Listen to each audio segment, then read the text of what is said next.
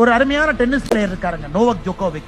கேள்விப்பட்டிருக்கீங்களா? ஜோகோவிச் ஒரு டென்னிஸ் பிளேயர், வேர்ல்ட் நம்பர் 1, நல்ல ஒரு பிளேயர். சமீபத்தில் அவருடைய புத்தகத்தை படிக்கும் பொழுது ஒரு வார்த்தையை பார்த்தேன். 2012 ஆஸ்திரேலியன் ஓபன் டென்னிஸ் மேட்ச் நடக்குதுங்க, ஃபைனல். 5 மணி நேரம் 33 நிமிஷம் அந்த மேட்ச் நடக்குது. பெரிய match, longest grand slam final. அவரும் நடால் ஆடுறாங்க. எல்லாருமே சொல்றாங்க பயங்கர டயரிங்கான மேட்ச், எப்படி இவ்வளவு ஃபிட்னஸ்ல இவர் ஆடுறாரு. அதன் பிறகு ஜோகோவிச் சொல்றாரு, நான் 2008 இருந்து சாக்லேட் சாப்பிடுறதை நிறுத்திட்டேன். சாக்லேட் சாப்பிட்டா என் ஃபிட்னஸ் போகுது. 2008 சாப்பிடல, 9 சாப்பிடல, 10 சாப்பிடல, 11 சாப்பிடல, 12 சாப்பிடல. 5 ஆண்டு காலம் வேர்ல்ட் நம்பர் 1 டென்னிஸ் பிளேயர் சாக்லேட்டே சாப்பிடல. அதன் பிறகு கோச் சொல்றாரு, இவ்வளவு பெரிய மேட்ச் ஆடி இருக்கீங்க, உங்களுக்கு பிடிச்சதை சாப்பிடுங்க.